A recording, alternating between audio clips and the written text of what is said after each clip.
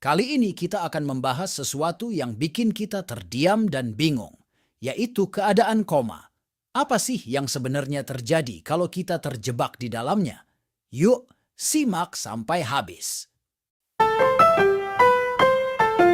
Yeah, Saat tidur, kita seringkali bermimpi, kan?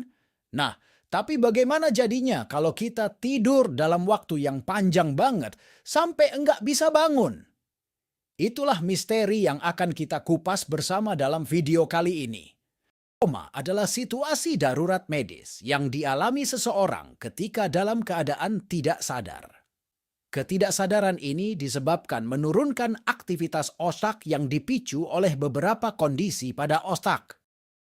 Meskipun dalam keadaan tidak sadar, sebagian pasien yang mengalami koma masih mampu untuk bernapas secara spontan.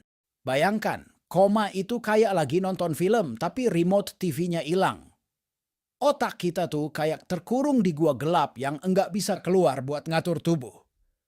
Jadi otak tuh kayak hilang kunci ruangan, jadi nggak bisa keluar dan ngasih perintah ke tubuh.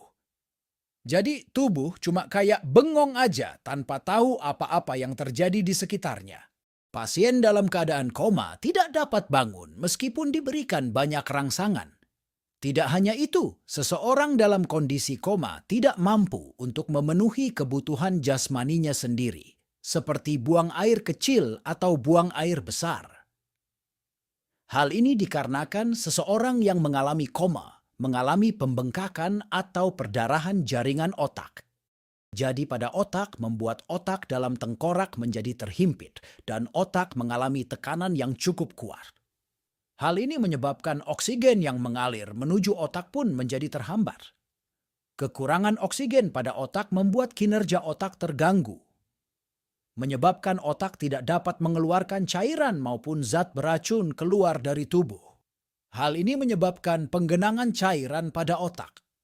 Kondisi ini yang membuat seseorang menjadi koma namun masih hidup. Kesembuhan dari seseorang yang mengalami koma adalah bagian otaknya.